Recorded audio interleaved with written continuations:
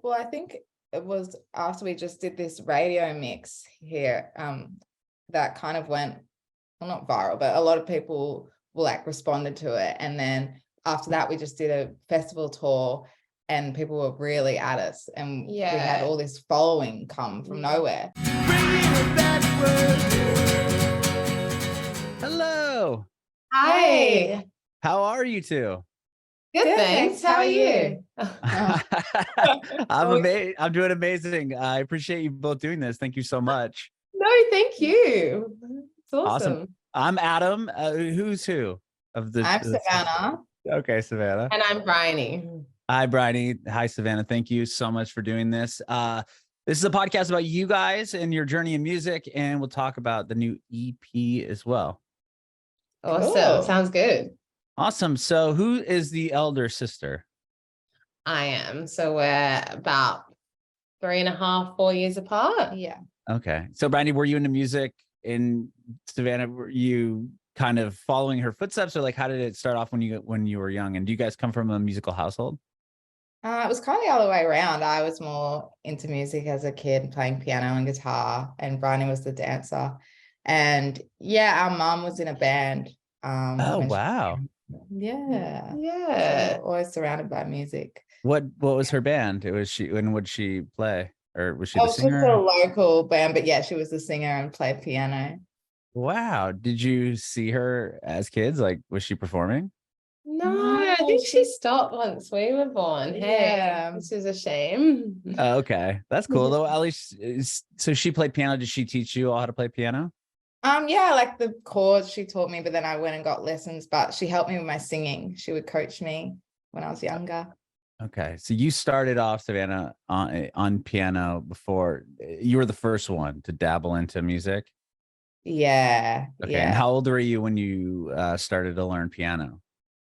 I think I was around 8. A friend of mine in primary school started to learn and I copied everything she did. So I was like, oh, I'm going to learn it too. But then I fell in love with it and then I never stopped. Okay. Did you play through, I mean, you still obviously continue to play, but did you play in like at school at all? Yeah. Or was it all just kind of like extracurricular? I played in bands and I did grades and I did like little recitals and then I kind of gave it off a bit in high school.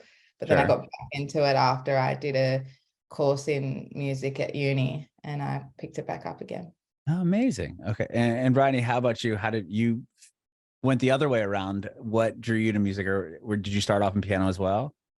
No, I was a dancer and okay. I think so. I loved music because I was always dancing. I danced like 5 days a week when I was in school. Wow. Yeah, okay. Like every day after school. I was real serious. My dream was to be like a backup dancer for one of the big stars. Oh, really?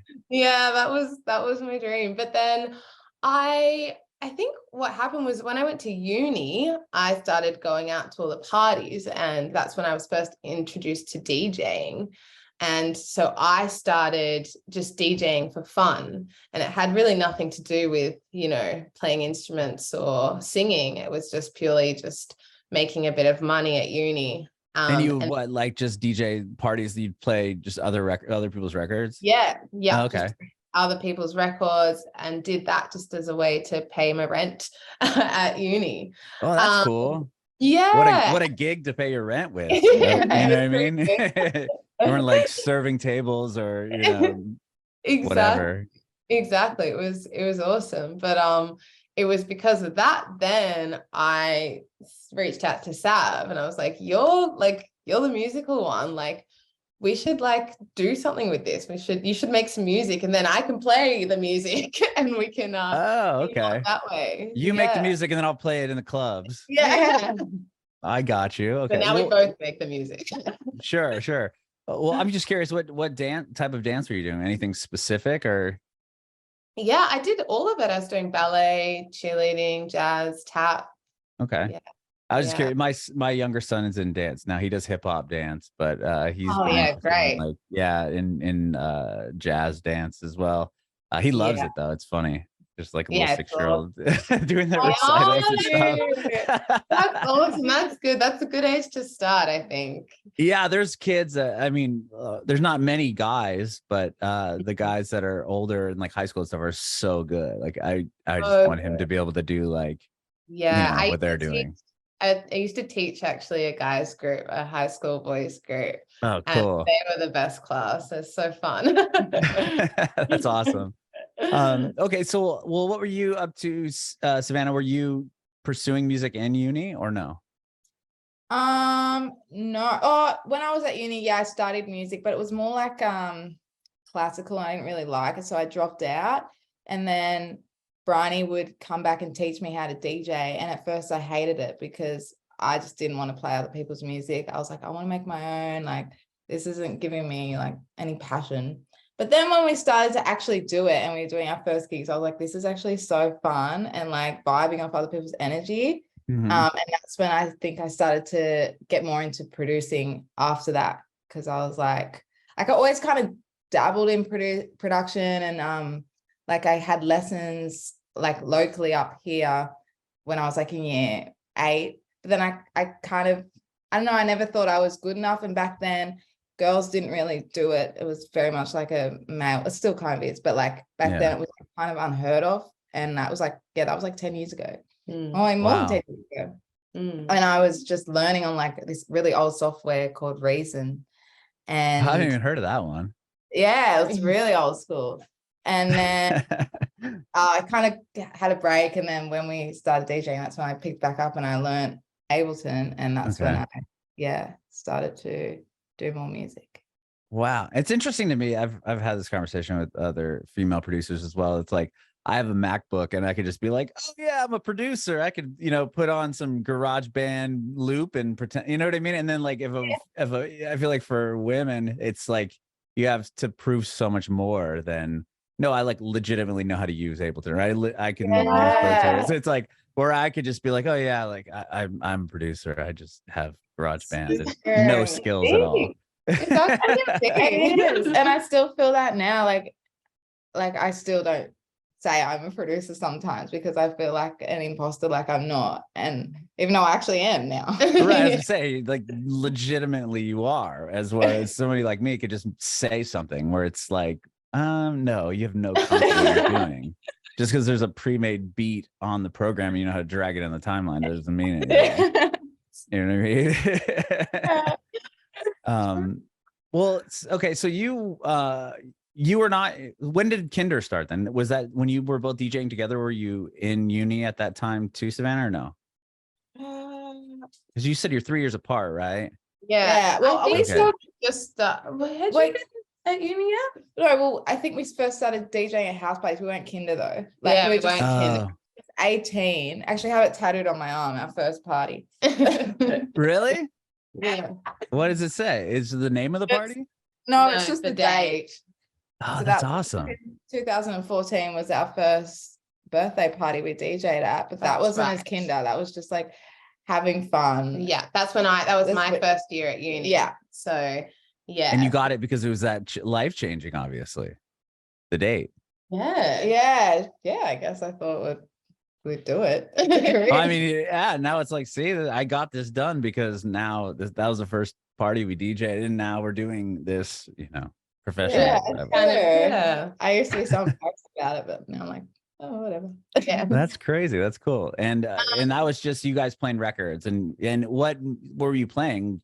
Like any specific genre, or is it just kind of a top 40 thing, or like what parties were they? It was back in the day, like I was so influenced by like Steve Aoki and like it was like big room EDM. Yeah, big like room. W&W, that's right. Yeah. So it was like Boneless, that track by Steve Aoki. It was like our go-to song. It was like in that world, very EDM, big house. Okay. Yeah. And then at what point do you decide, like, how long were you DJing before at least the two of you? Because that's a cool duo, right? I mean, two sisters doing it, playing music together. So you would DJ as a duo. And then at what point do you start writing music and say, let's start something, and then Kinder begins? When was that? That was like It was maybe, I mean, was it like a couple of years into DJing? I think so. Like you were always writing, Savannah was always writing and, you know, producing her own stuff, but it was never in the mindset of like, I'm going to release this or this is going to be, you know, something for us, wasn't it? Yeah, It it was more just a hobby. Yeah. But then I think what happened was we actually started to gain a little bit of recognition here in Australia as DJs. And we kind of realized that the next step for us, if we wanted to keep going with it, was to actually put the music out that Savannah was making. And so we started to look at it with a different lens. And we were like, okay, well, how do we refine this and make it, you know, good? Like, well, it was already good, but like make it to a point that we're proud to put it out in the world. And so I think that was around like 2017, because that's when we first started doing festivals and tours, and then we really got into writing. And then so you're doing festivals and tours prior to even writing and releasing your own music? Interesting. It was like it happened for us kind of backwards to what it happens for other people. We started just purely DJing and got a name for ourselves for just doing that. And then people were like, when are you releasing your own music? And we're like, oh, like maybe it's time to do it. That's cool though. I mean, I feel like just being able to just go out and play other people's records and kind of feel the vibe of the room and what songs are working, and having that instinct to then being like, okay, well, maybe that can influence a bit of how you're writing your music or releasing your music. Like, oh, we knew this kind of worked, so I don't know, does that even go through your mind when when you're writing? It definitely helped, didn't it? It definitely did. Although ironically, when we put out our first tracks, it was like not really anything like we were playing. Oh, interesting. Just like pop. We kind of just, we rushed it, I think. We're like, oh, we need music out. And we just put it out, even though it was not in the direction we really wanted to go at the time. And I remember meeting up with record labels, and they were telling us to make it a bit more pop and to not go down that avenue of like too house, because it sounds like a remix. So we were like, oh, okay. So we didn't.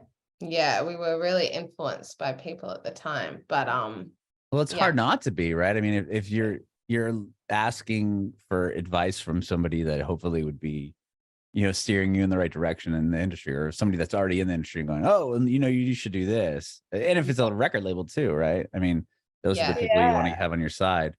So I could see how that would be difficult, when they're giving you this advice. Exactly. And when you're so young and you're just starting out, it's kind of naive. But it's a journey. I mean, it's cool that you were able to build a fan base just off of what the records you were choosing to play at certain clubs, and having like, oh, they knew like you guys could throw a party, or you could keep a party going. And then it's at what point, do you remember the moment where you're like, like we should just put something out? Like, was there a specific moment that happened, or it was just like, it just kind of naturally progressed into, well, let's just put a song out?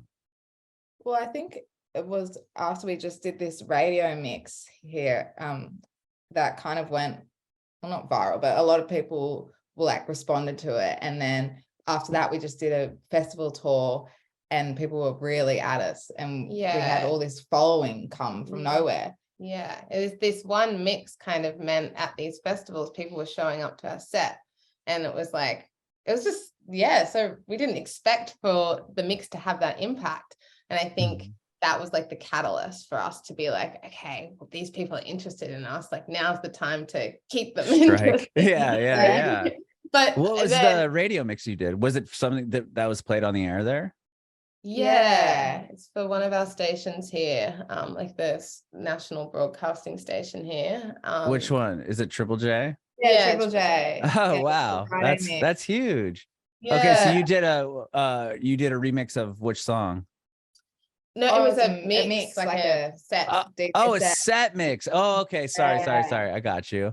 Oh, cool. So you had like your own hour or something on the station? Like, how does that work? I come from radio. That's why I'm really curious. Just how I did radio for like 17 years, but I did terrestrial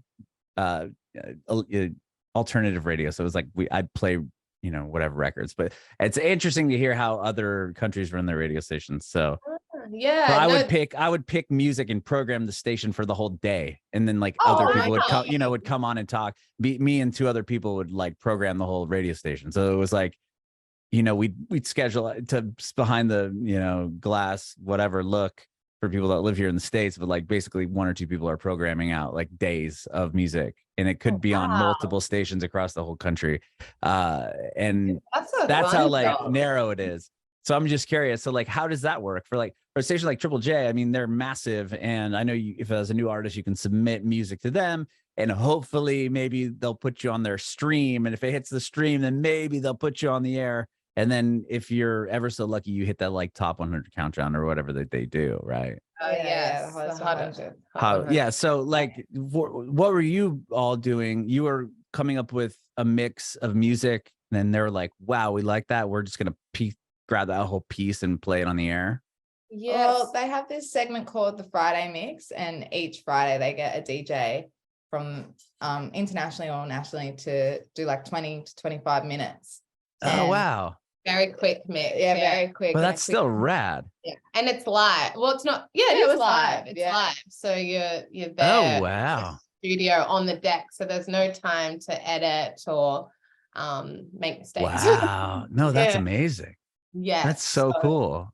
Yeah, I wish they did radio like that here. I mean, the station I worked for, I will give them credit because they were like one of the last alternative independent stations, so we had a lot more freedom, and our transistor or our signal was out of Mexico, so we were considered a Mexican radio station.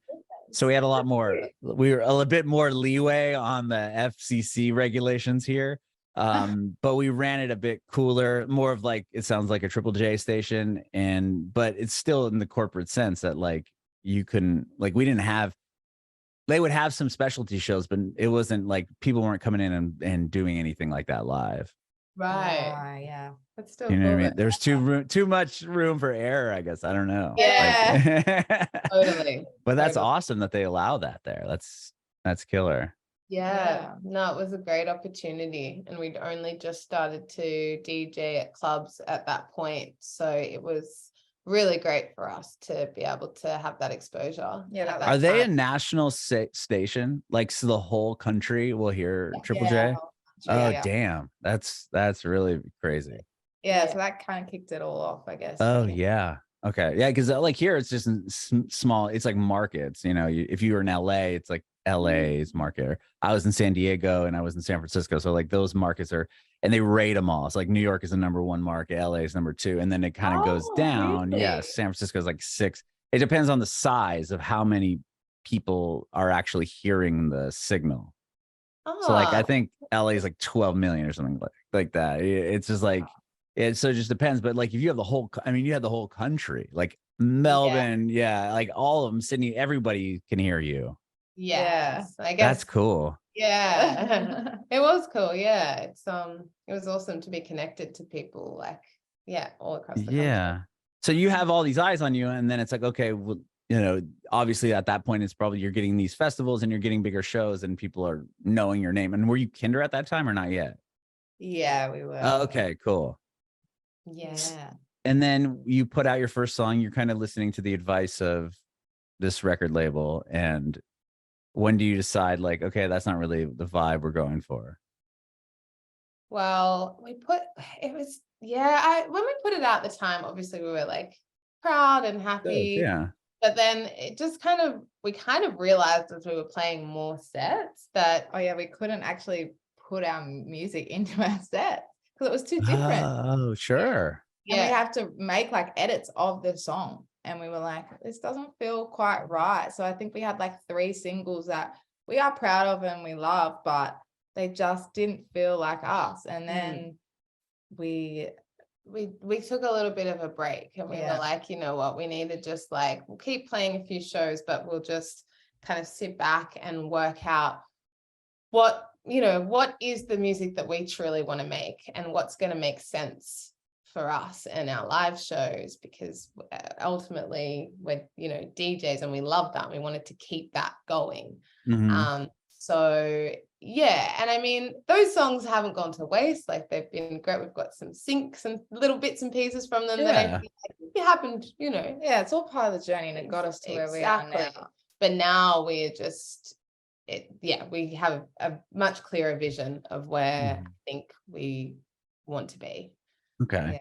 Yeah. When it comes to like, obviously the lockdowns and all of that, when that began in like 2020, being DJs and in that kind of being your world, right? These parties and clubs, and that's where, like you just said, the live atmosphere is where that music really thrives. That must have been obviously not only devastating to the world, but like how, like to have that all kind of taken away, or what were you able to like continue to write, or like how did that like affect your music and your careers? Yeah, that was a really difficult time. I mean, for the whole world, but yeah, for us, it was a bit of a struggle because we only had just signed to our record label that we're with now, and we had all this music to go and we couldn't do anything with it.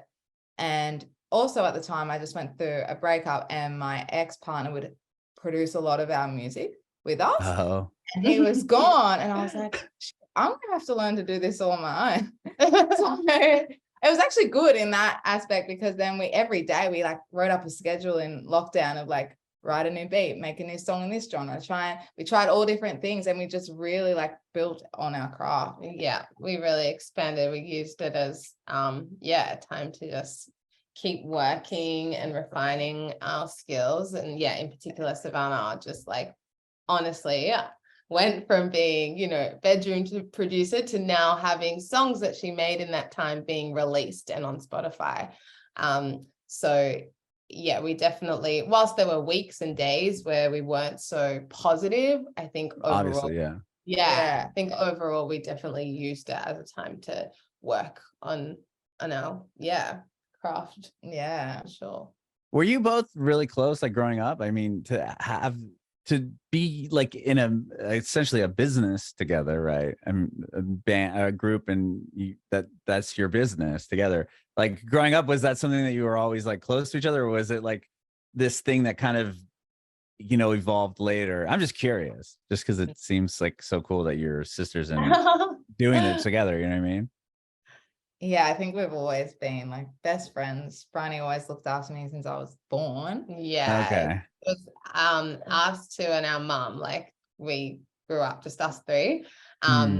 So I was kind of like Savannah's second mum. I would like, my mum was studying while Savannah was a little baby. So I really stepped into that role of being your second mum. So we've been like so close from when she was a baby.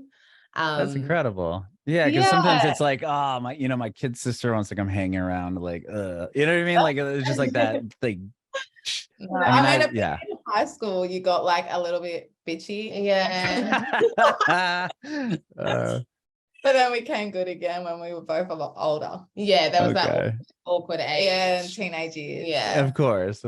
Yeah, no, that's so cool. And obviously you were able to work together through the whole pandemic. Your siblings. So that must have made it a little easier, at least in that respect. Oh yeah, we really got each other through. Yeah, and we were we based ourselves at the time at our mum's house, who lives in like regional like country New South Wales here in Australia. So it was like, we didn't really have anyone else around up here that we could, no one could really see it. But you know, when it was that point in time where you could like we could go 5 kilometers, and we didn't really have anyone. So it was just like us for so long just together. You were like kind of in a rural area. You like weren't around. Oh, got it. Yeah. Is that where you were born? Were you raised in that in that area? Raised. I didn't even ask that. Okay, so you were. How close are you? Or so you were born outside? You said Sydney. Yeah, born in Sydney, and then we moved to, it's called Maitland, and we grew up here. I think it was we came here when I was about 3. Yeah, and then we grew up here, and it's about 2 hours north of Sydney. Yeah.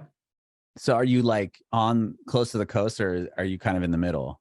We're kind of inland from the coast, but the coast is about 25 minutes away from us. Oh, okay. So you're still fairly close. It's just interesting to be, because there's like only a handful of major cities, right? Yes. Yeah. Yes. So you're about 2 hours away from Sydney. And then when you were Oh, I guess, did you go to uni out in Sydney area? Like, how were you able to DJ parties and stuff, or were you was there a good enough amount of people where you guys were going to school? I went to uni in Sydney, but Briony went to one in Bathurst, which is even further regional. It's like 3 hours west of Sydney. Yeah, it's Oh, wow. But it's crazy there because there's nothing to do, and so all these uni kids come to this place in the middle of nowhere, and so they just get wild. Party, yeah. It's like a big Burning Man out there. Oh, seriously. That's awesome. Okay. Well, I want to hear about the new EP. You just put it out like a couple of weeks ago. Yes, yeah. It's been really exciting for us because it's like a bit of a different vibe. It was a collaboration with 2 other producers that we really love and respect. How did that form? I didn't realize it was. Yeah, so they're based in, well, one of them's based in Byron, and we went up there, like it was just after the first lockdown and you could finally go and see people. So it was such a cool experience being able to connect with other writers again and just having that environment that's not just us two. And it was just, it's beautiful up there. It was like this big like forest their studio's based in. So we all just vibed and like sat in one of the producers' lounge room and just jammed. And at the time we didn't really have many, like we didn't have too much expectations about this. Like we didn't know if we were going to release it because both of them as producers are very different stylistically to us, and it was just more of like a fun thing. But then when it started to come together, we're like, oh, this is actually like really cool. Yeah, it was awesome. Yeah. And what, like, did you have some skeleton of a song and then you guys, or did you start from scratch once you got there? Yeah, we just started from scratch. It's kind of wow. And did you get all 4 or 3 of those songs out of because there's 3 songs on the record, right? And then an extended version of one? Yeah, that's right. Yeah, okay. We did them within like 3 days, which is kind of rare. Yeah, that's cool. Yeah, that is really cool. Well, Keep Up's the single, or the one that's out now, or the single right now. Tell me about that one. That's the one that has the extended version as well. Yes. That one was funny because we actually didn't realize at the time we were writing one song. Like we started with the verse idea, like we were kind of jamming out, and we started with the verse idea and we're like, cool, this is a vibe.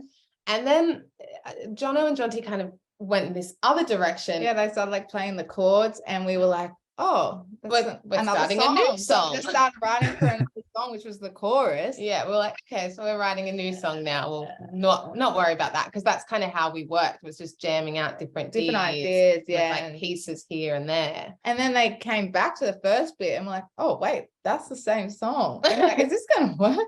And so we were like, are you sure about this? And they pieced that chorus and the verse together and we were like, actually it works.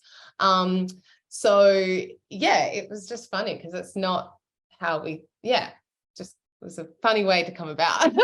Sure, that's cool. And what, like with the release, are you able to play shows yet, or not quite yet, or like I don't know what it looks like out there, as far as like live events are going on? Oh yeah, they're all happening. So we've done a few shows and played it live, and it's been really, really fun. Yeah, we did a big one a couple of weeks ago, which I think was like our first time really giving it, like singing it, wasn't it?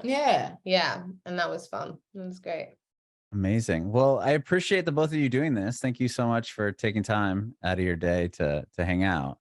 Thank you. It was really nice to chat. Yeah, I have one more question. I want to get, if I can get an answer from both of you individually, that'd be cool. If you have any advice for aspiring artists. I would say to just, I guess, kind of know what it is that you truly believe in and what you want, and try not, like, it's great to get advice from people. And if you've got people out there that you trust and you want their opinion, that's great. But I think at the end of the day, you really need to stay true to what it is that you want to do, and try not to get, too off course by people telling you how they think you should pursue things. I think it's always good to come back to what it is you really, truly want out of this and what you truly believe in. Yeah, I agree with that. I think don't have too many, what's the saying? Cooks in the kitchen.